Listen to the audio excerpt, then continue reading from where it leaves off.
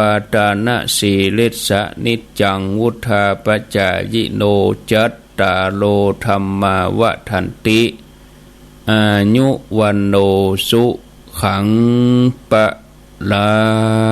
งเอาแล้วสบายอกสบายใจม่วนอกม่วนใจโล่งอกโล่งใจได้ไหว้พระได้ฮับปอนสบายใจดีแล้วบ่โล่งใจดีแล้วเนาะต่อไปนี้ก็ตั้งใจที่จะฟังธรรมกันฟังน้ำฟังธรรมกัน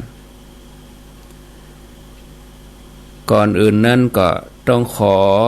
อนุโมทนากับญาติโยมที่ร่วมเดินทางไปฝางไปเมืองฝางแต่ว่าแล้วก็อนุโมทนาญาติโยมในฐานะที่เป็นเจ้าของพื้นที่โดยเฉพาะญาติโยมที่อุปถากดูแลร่วมด้วยช่วยกันกิจกรรมแต่ว่า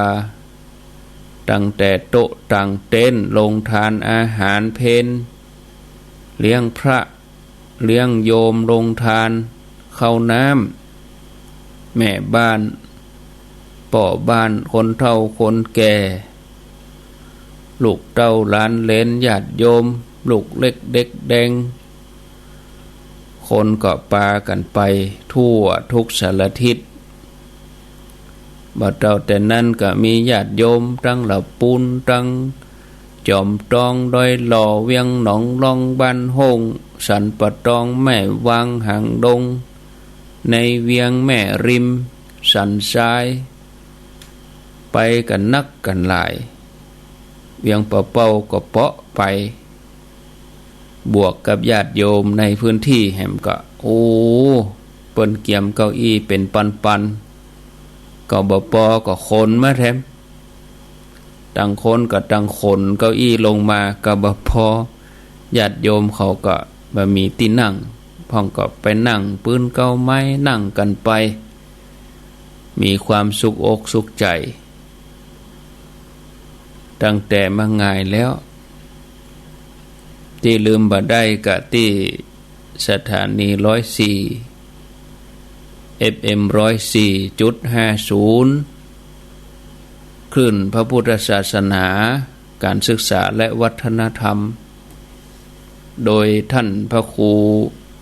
อาจารย์พระครูสมุวิสุวัตรวรกิจโจพร้อมกับเจ้าหน้าที่ปีนาน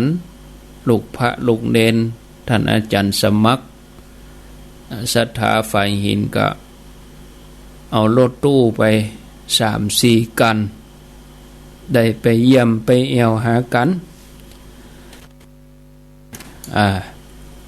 ได้ไปหันกิจกรรม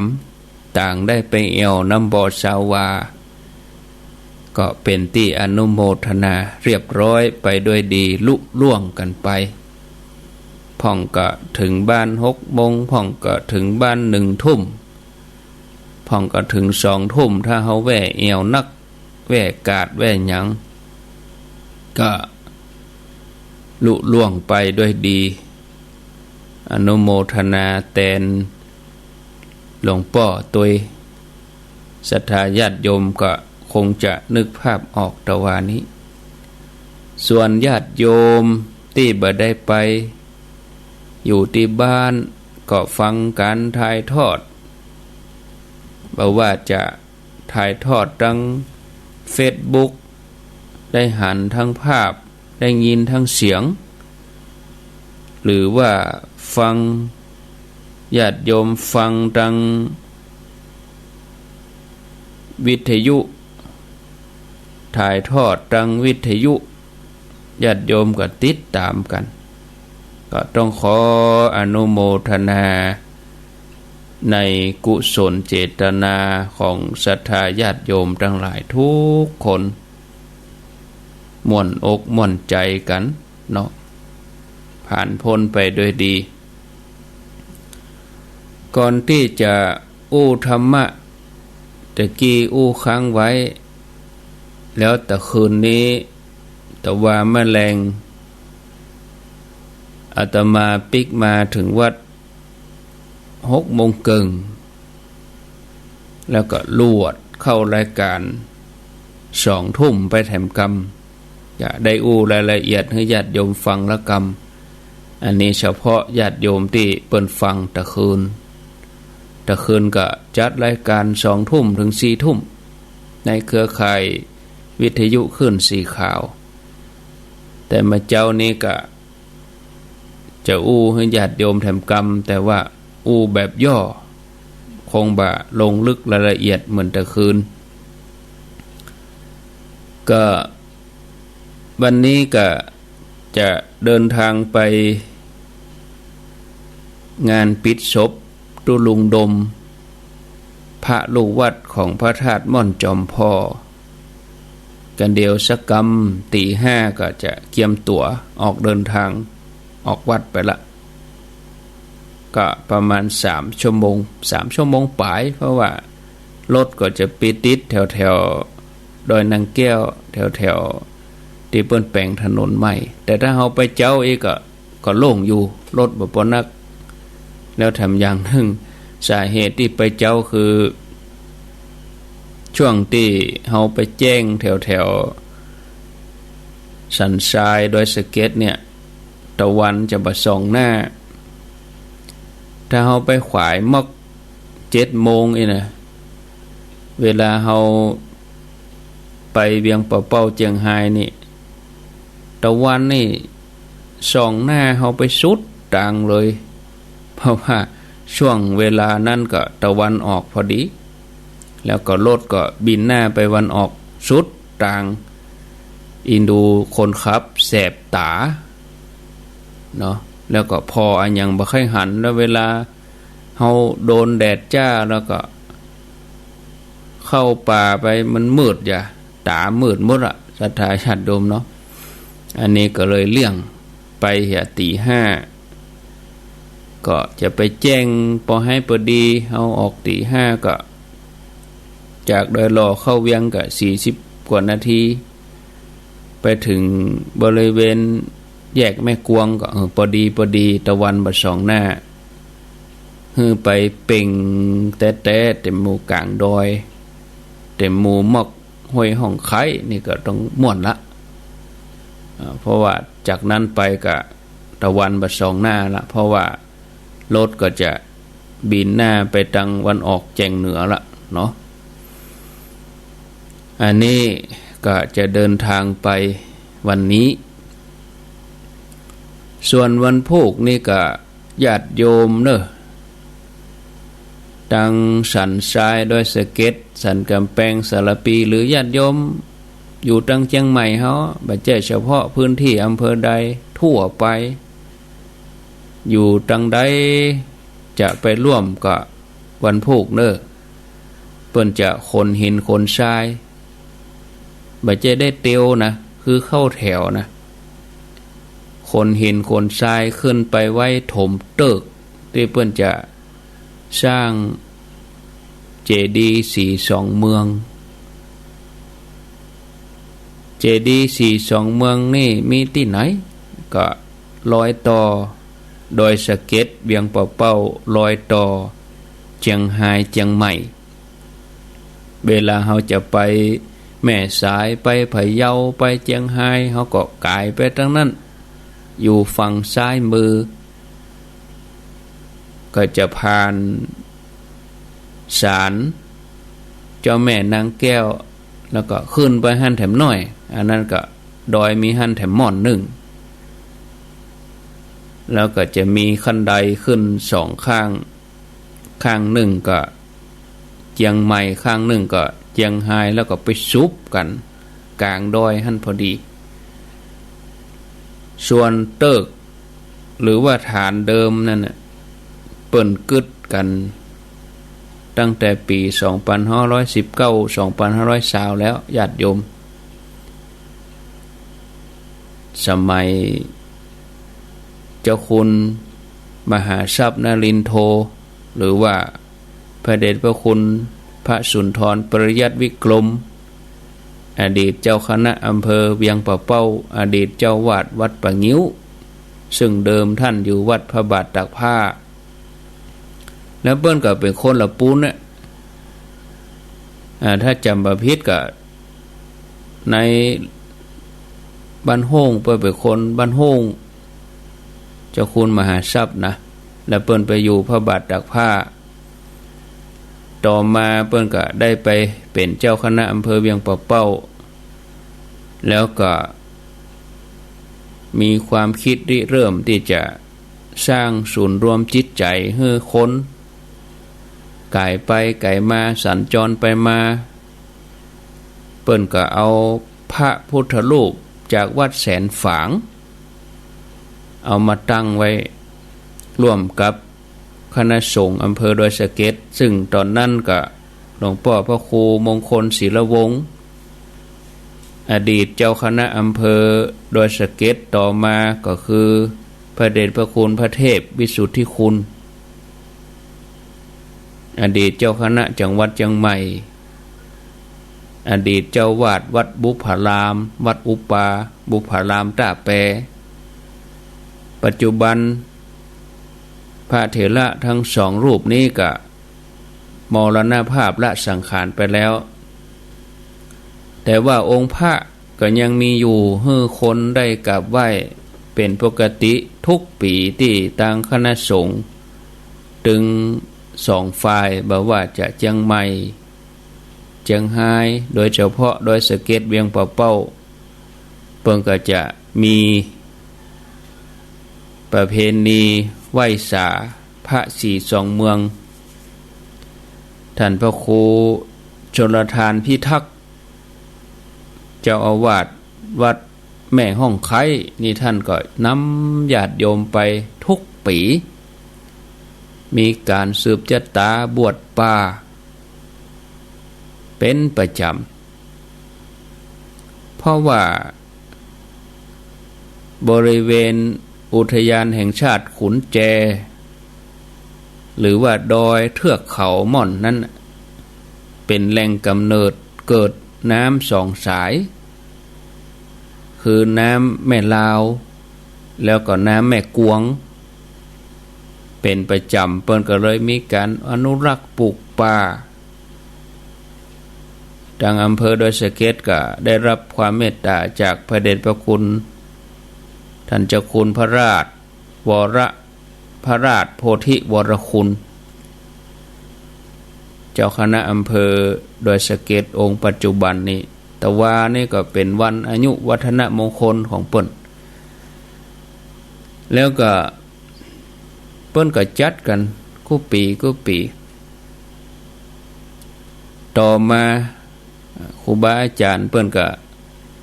มีความคิดที่จะสร้างองค์พระธาตุเจดีย์สองเมืองก็คือเมืองเชียงรายเมืองเชียงใหม่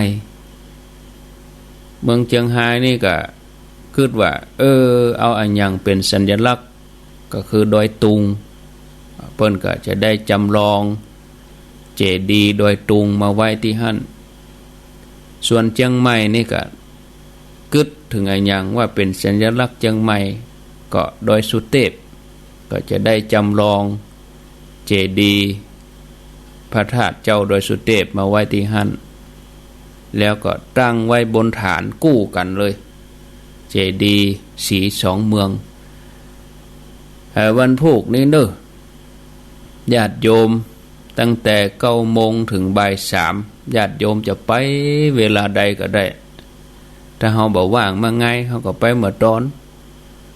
ถ้าเฮาไปมาไงนี่มันเย็นดี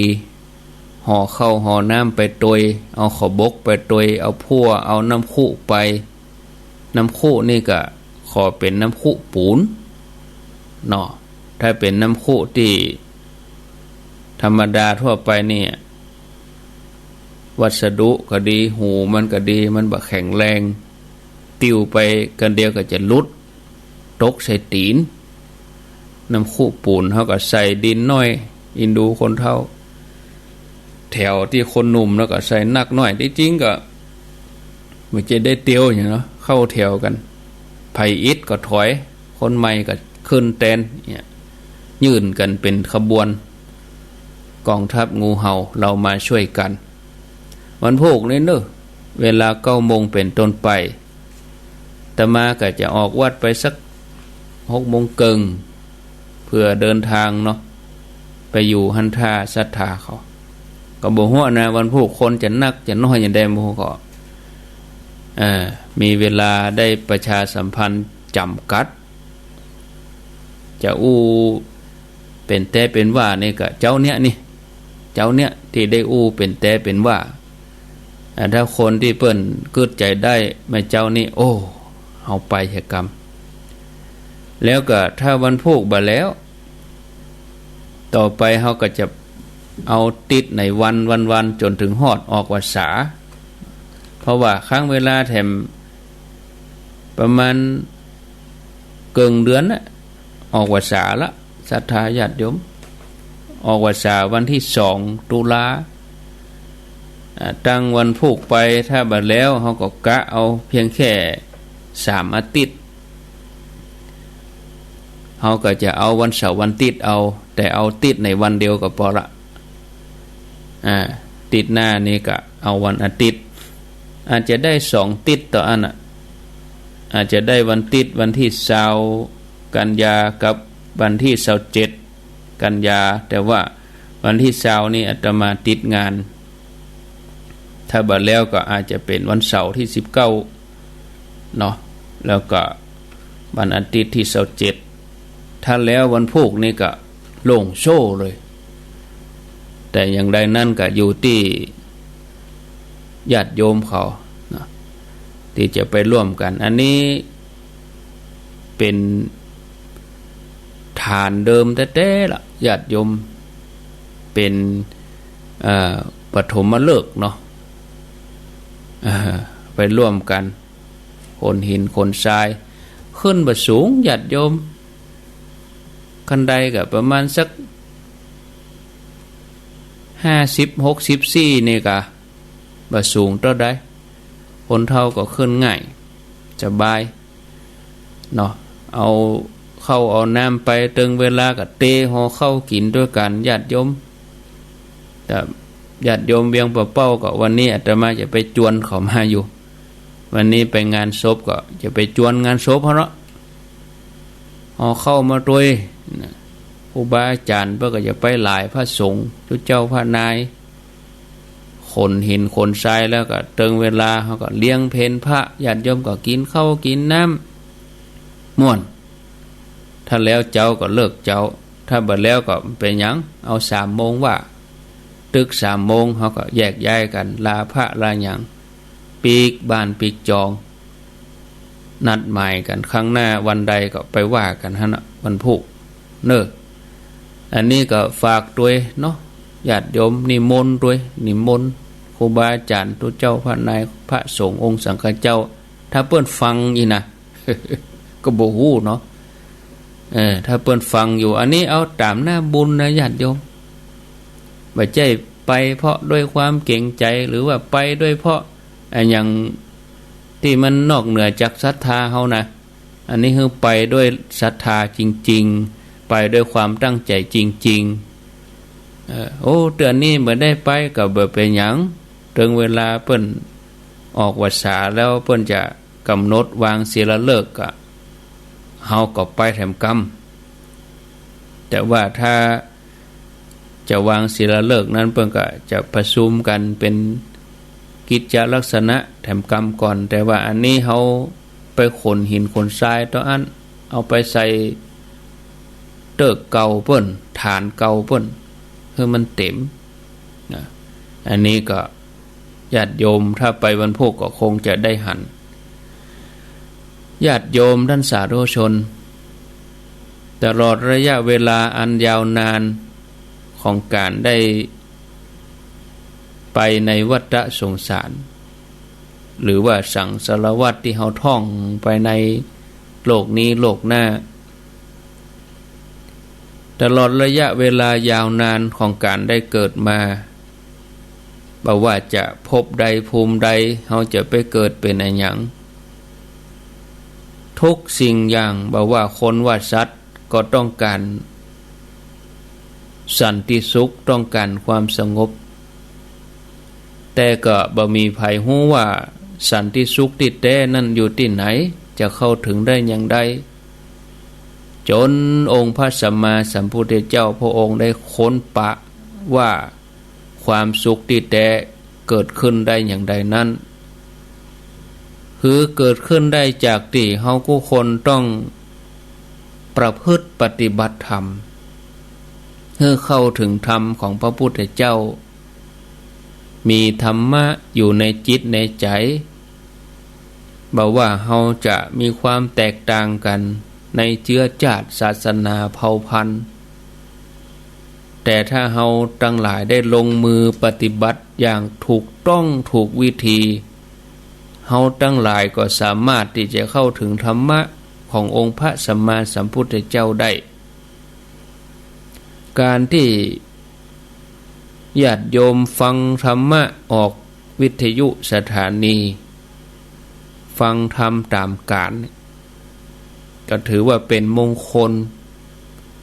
ญาติโยมที่ตื่นขึ้นมาได้ยินได้ฟัง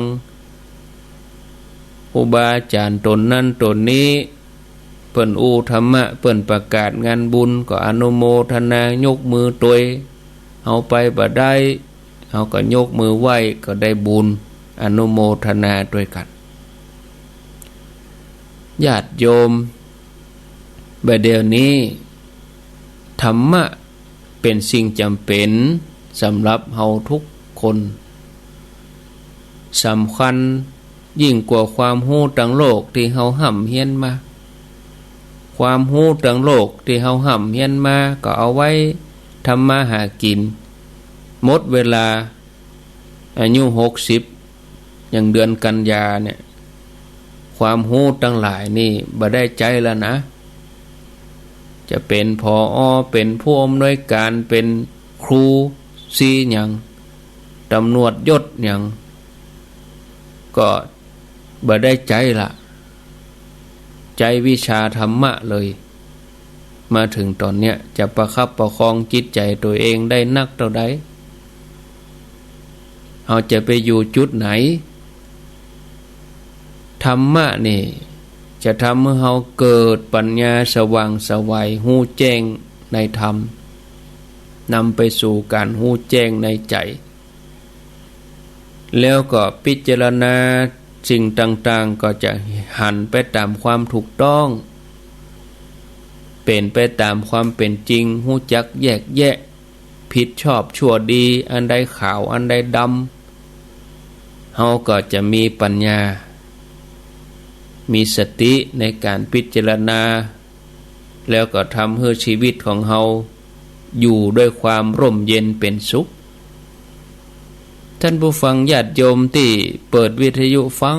ธรรมเป็นประจำเนี่ยเฮาก็ฟังกันไปถึงแม้ฟัง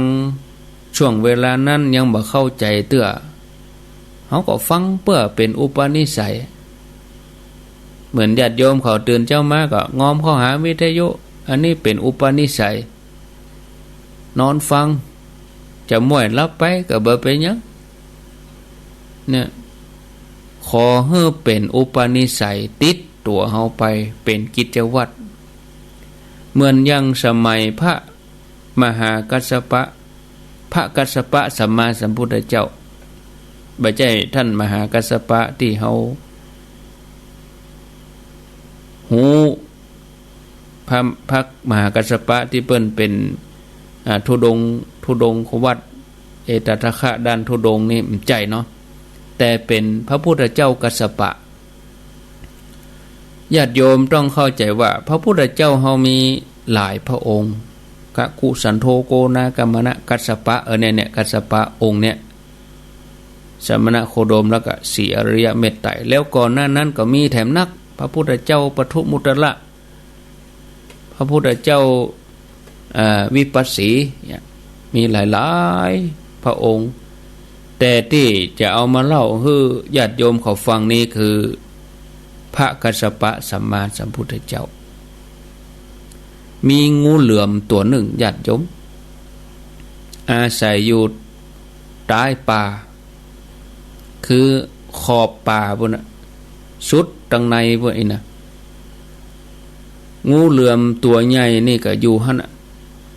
แล้วก็บริเวณนั่นก็มีพระสงฆ์จำพรรษาอยู่หลายตนพระสงฆ์ที่เปิ้นจำพรรษานั้นประกอบเฮียนอภิธรรมเมื่อเปิ้นศึกษาเข้าใจเปิ้นก็ปากันสาธยายอภิธรรมงูเหลือมนี่ก็อยู่ใกล้บริเวณนั้นได้ยินเสียงของพระกำลังสวดสาธยายอภิธรรมบทอายตนะวิภังศรัทธาญาติโยมที่เฮาไปนั่งฟังสวดอภิธรรมเนี่ยบางคนว่าจะไปไหว้เด้อเปิ้นสวดให้คนตายนะอย่าโอ้เข้าใจผิดเนอะญาติโยมเปิ้นสวดให้คนเป็นเฮานี่เหรอนะเปิ้นบ่ได้สวดให้คนตายเปิ้นสวดให้คนเป็นน่ะฟังศรัทธาญาติโยมบางท่านเปิ้นสวดเนี่ยบทอภิธรรมเนี่ยเปิ้นสวดให้คนตายบางคนก็บ่ไหว้เนี่ยกลัวเนี่ยอันนี้เป็นความเข้าใจผิดอย่างใหญ่หลวงเลยขนาดงูเหลือมเนี่ยเป็นสัตว์เดรัจฉานแต่ญาติโยมเปิ้นก็งูเหลือมนี่ก็ยังฟังอยู่ญาติโยมฟังไปบทอายตนะวิภังงูเหลือมนี่ก็เกิดความเลื่อมใสในเสียงที่พระเปิ้นสวดถึงแม้จะฟังบ่ฮู้เรื่องแต่เมื่อได้ยินแล้วจิตผ่องใสเหมือนเฮาฟังละอ่อนสวดธรรมจักรตะวาเนี่ยโอ้ยอมรับเนอะละอ่อนนะปฐมคนที่ไปตะวาที่พระบาทอุดมสวดธรรมจักรโดยที่บ่พอแบบเลยสวดไปมาอยู่เป็นบทโธ่ยังฝนตกนี่ลงมาเป็นห้าโคคนเฒ่านั่งฟังดักปิ้งหอเนี่ยญาติโยมเป็นอุปนิสัยโอ้ละอ่อนมื้อนี้เขาจะจิตเขาจะสงบอย่างใดหมอเนาะสวดได้หมดจำได้หมดธรรมจักรเนี่ยงูเหลือมนี่ถึงแม้จะฟังบ่ฮู้เรื่องแต่จิตใจเลื่อมใสเหมือนเฮาทั้งหลายฟังเวลาพระเปิ้นสวดเฮาจะแปลบ่ฮู้เรื่องยังได้ก็ตามแต่ใจเฮาสงบแต่ใจเฮาเลื่อมใสฟังเอาจนจบแล้วงูเหลือมนี่ก็ลับไปในวันต่อมาภิกษุทั้งหลายก็จวนกันไปท่องสาธยายแถมงูเหลือมนี่ก็ตื่นมาฟังแฮมเนี่ย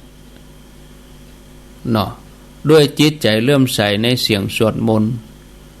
เมินไปงูเหลือมนี่ป่วยใกล้จะตายขณะที่พระกำลังสาธยายมนต์สวดงูเหลือมนี่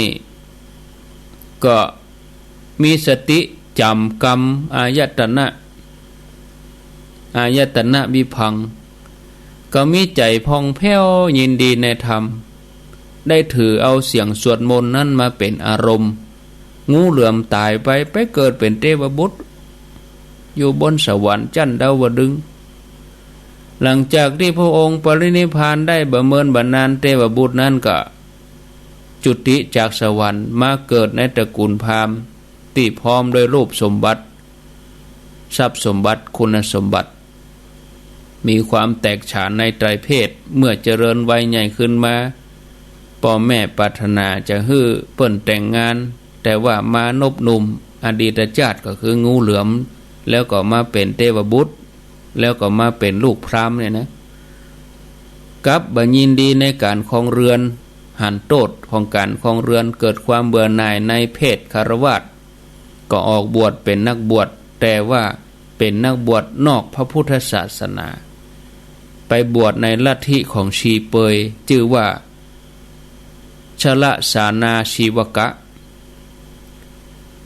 บำเพ็ญพจน์อยู่ในป่ามีคนตั้งหลายเคารพนับถือ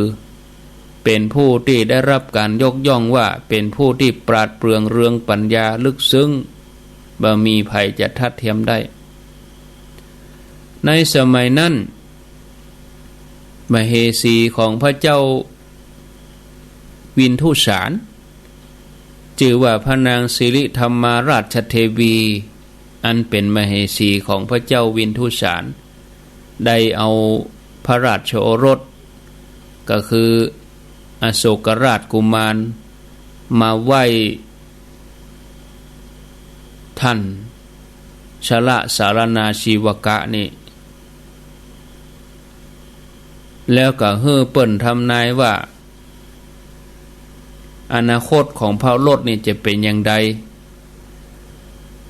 ตัวชีวกะก็ทำนายว่าในอนาคตพระโอรสเนี่ยนะจะได้ฆ่าพระกุมารต่างมารดาถึง99พระองค์แล้วก็จะได้เป็นมหาราชผู้ยิ่งใหญ่ในชมพูทวีปนี้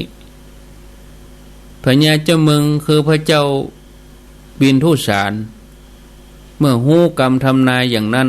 ก็หวั่นใจหวั่นพระทัยกลัวอโศกราชกุมารต่อมาก็คือเป็นพระเจ้าอโศกกลัวอโศกราชกุมารจะฆ่าพี่ฆ่าน้องเปื้อนพี่น้องต่างมารดาและหมู่ญาติพ่อก็เลยส่งพระราชกุมารไปเป็นอุปราชนอกเมืองเลยปุ่นเพื่อไปปกครองเมืองอุเชนีเพื่อเป็นการตัดไฟแต่ต้นลมก็คือส่งไปตายทั้งอ้อมเพื่อที่ว่าจะได้บ่มาประหัตประหารหมู่เดียวกันเมื่อไปเป็นพญาเจ้าเมืองเป็นพระเจ้าอโศกอยู่เมืองอุเชนีก็ปกครองบ้านเมืองโดยความสงบร่มเย็นเจ้าเมืองอยู่ร่วมกันอย่างผาสุกก่อนที่พระเจ้าวินทุสารอันเป็นพ่อพระบิดาจะสวรรคตก็ทรงนึกถึงพระเจ้าอโศกก็รับสั่งให้อมาตย์ไปตวยพระเจ้าอโศกที่อยู่เมืองอุเชนีมาเข้าเฝ้าเมื่อพิจารณาถึงพระปรีชาสามารถของพระโอรสคือพระเจ้าอโศกนี้หันว่าเหมาะแก่การที่จะมาเป็นพญาเจ้าเมืองในนครปาตาลีบุตรก็เลยแต่งตั้งให้พระเจ้าอโศกนี่เป็นกษัตริย์แทนแล้วพระองค์ก็สวรรคตพระเจ้าอโศกก็ได้ครองเมืองปาตาลีบุตรเนื่องจากเมืองปาตาลีบุตรนี่เป็นเมืองใหญ่เป็นศูนย์กลางการค้าการขายมีคนพลุกพล่านเศรษฐกิจรุ่งเรืองก็เนี่ยคือพระโอรสแต่ละพระองค์คือพระเจ้าวินทุสารนี่เปิ้นมีมเหสีหลายเนาะแล้วก็ทรงพระโอรสมเหสีต่างๆนี่ก็ไปครองเมืองต่างๆอันเป็นเมืองขึ้นเห็นนี้เมืองปาตาลีบุตรนี่อุดมสมบูรณ์ก็ทำให้พระโอรสแต่ละพระองค์ใครได้เมืองปาตาลีบุตรเนี่ยแล้วเมื่อหูข่าวว่าพระราชบิดาสวรรคตไปพี่น้องต่างแม่ถึง99กับปากันปรึกษาหารือจะยึดราชบัลลังก์ของพระเจ้าอโศกเมื่อพญาเจ้าเมืองหัวเมืองต่างๆอันเป็นพี่น้องต่างแม่แต่พ่อเดียวกันยกกองทัพมาเพื่อจะชิงราชบัลลังก์พระเจ้าอโศกเกิดการต่อสู้นองเลือดกันในที่สุดพระเจ้าอโศกก็ได้รับชัยชนะ แล้วก็ทำการยับเอาพญาเจ้าเมืองอันเป็นน้องเป็นพี่ต่างแม่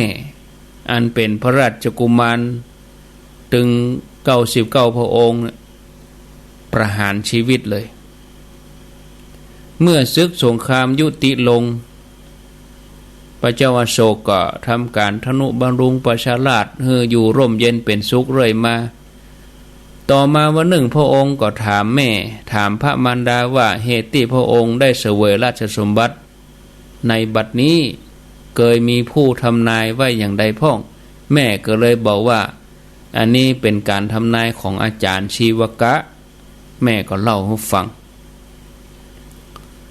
ด้วยความปีติ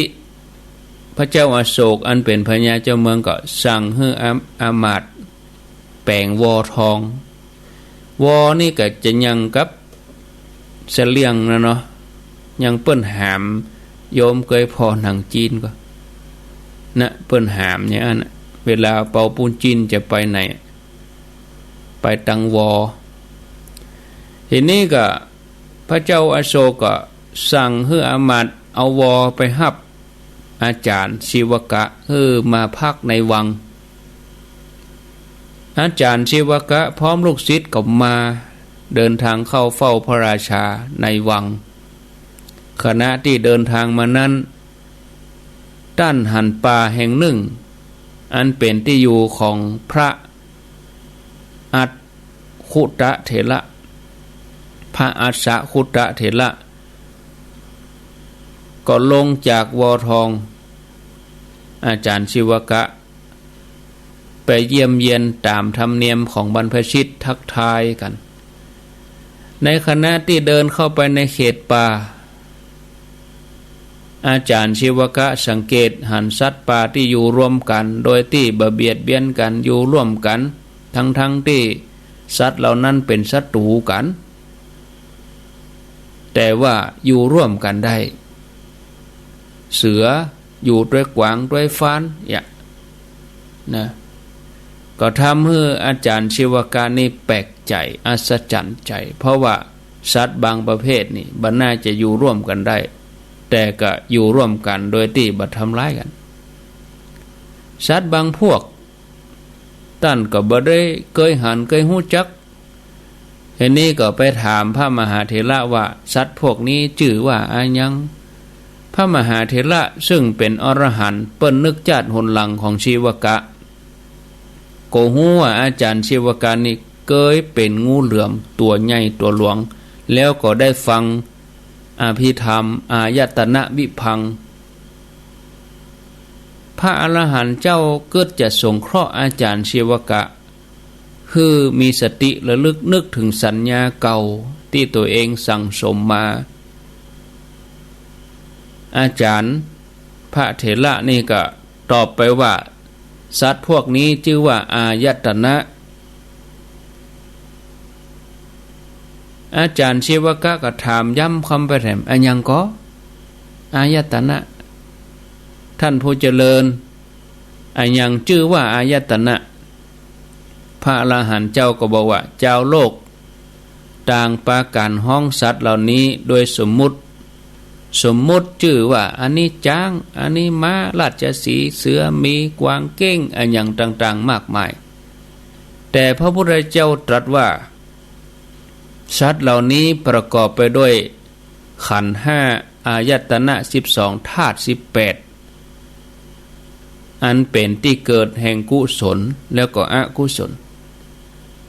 ทำให้สรรพสัตว์เหล่านี้ต้องเวียนว่ายแต่เกิดในสังสารวัฏเป็นเวลาที่ยาวนานเพราะฉะนั้นสัตว์เหล่านี้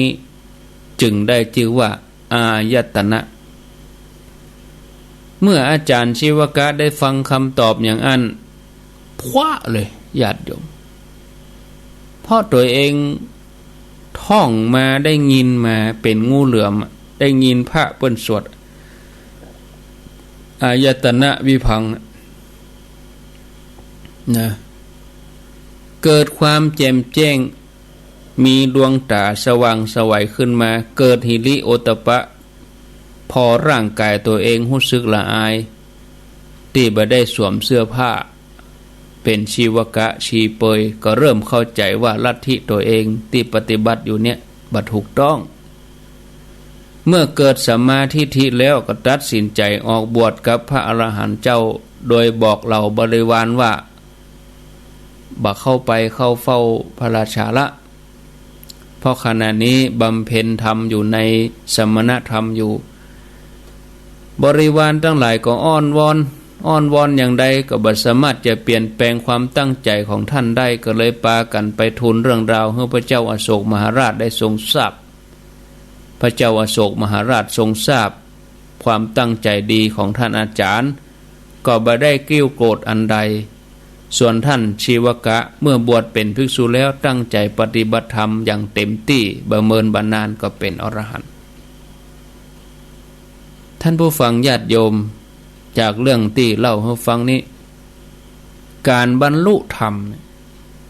ต้องอาศัยการสั่งสมเนาะสั่งสมความรู้สั่งสมจิตใจที่บริสุทธิ์ผ่องใสแล้วก็ลงมือทำบ่ใช่กึดอย่างเดียวกึดบ่ได้เสียเวลากึดแล้วทำลงมือปฏิบัติเมื่อเฮาปฏิบัติถูกสัดส่วนเฮาก็เข้าถึงธรรมโดยง่ายท่านผู้ฟังญาติโยมการฟังธรรมถึงแม้จะเป็นบทเดิมๆอย่างเฮาฟังพระสวดโยมที่เคยบอกว่าโอ้ฟังอย่างตัวเจ้าบทเก่านั่นน่ะอันเนี้ยประมาทมอกขอไปทีหูป้นตัวบ่ได้บทเก่าน่ะก็ดีกันยังเฮาไหว้อรหังสัมมาเนี่ยเฮาไหว้กันกี่เตื้อแล้วถามว่าพุทธังสรังคัจฉามิธัมมังสรังคัจฉามิสังฆังสรังคัจฉามิเฮาก็ไหว้กันมากี่ครั้งก็ยิ่งดีบทเดิมๆย้ำเข้าไปเหมือนเฮาจดเลขกลเน้นเข้าไปเถอะทำแต่ละบทที่พระเปิ้นสวดเปิ้นเทศน์เปิ้นสาธยายเนี่ยสามารถคัดเกลาจิตใจเฮาให้บริสุทธิ์ผ่องใสไปได้แล้วก็จะเป็นพละวะปัจจัยส่งเสริมให้เฮาได้เข้าถึงธรรมะของพระองค์สูงขึ้นไปฉะนั้นพ่อแม่ศรัทธาญาติโยมให้ตั้งใจฟังธรรมแล้วก็นำมาปฏิบัติแม้จะเป็นธรรมะที่เฮาเคยได้ยินได้ฟังมาแล้วก็ตามฟังแล้วก็ซ้ำเข้าไปแถมเมื่อเฮาได้ฟังเฮาเข้าใจยิ่งขึ้นไปถ้าเฮาตั้งใจถ้าฟังให้ดีเนี่ยเฮาก็จะได้ธรรมะเฮาจะมีดวงตาหันธรรมเฮาจะเข้าใจลึกซึ้งในธรรมเมื่อจบธรรมเทศนาพระพุทธเจ้าเหล่าบรรดาคนทั้งหลายเปิ้นก็บรรลุตามบุญสมปานของแต่ละคนไป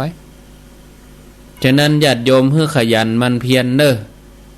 ปฏิบัติกันทุกวันตื่นเจ้ามาอย่าละก่อนนอนอย่าละทำไปเถอะศรัทธาญาติโยมมุ่งมั่นทำไปนะจะไปเมาขี้ค้านเวลาที่เขาจะอยู่โลกนี้เนี่ยมีบันักเนาะนับถอยหลังไปเนี่ยแหมเกิงเดือนออกวสาแล้วบางท่านนี่ก็ไปตลอดทุกศีลก็ธรรมดาแต่บางคนนี่โหเพราะอย่าออกวสาแล้วนี่แสดงว่าละเลยบ่ได้ใส่ใจพอจะออกวสาแล้วนะแหม3 ศีลนะเอาเน้นเขาตีละกังแล้วก็เดี๋ยวเปิ้นก็จะทำวัดทำอย่างวันนี้อาตมาก็จะอยู่กับญาติโยมต่อไปแหมชั่วโมงเนาะพักช่วงแรกนี้ไว้เต้าอี้ก่อนกำเดียวก่อยปิกมาช่วงที่2นี่ก็จะวางสายให้ญาติโยมเขาได้โทรมาญาติโยมจะจะจาก็เอาไปชั่วโมงที่2ก็เดี๋ยวต้อนรับแหมคลื่นหนึ่งที่เปิ้นจะ เชื่อมสัญญาณที่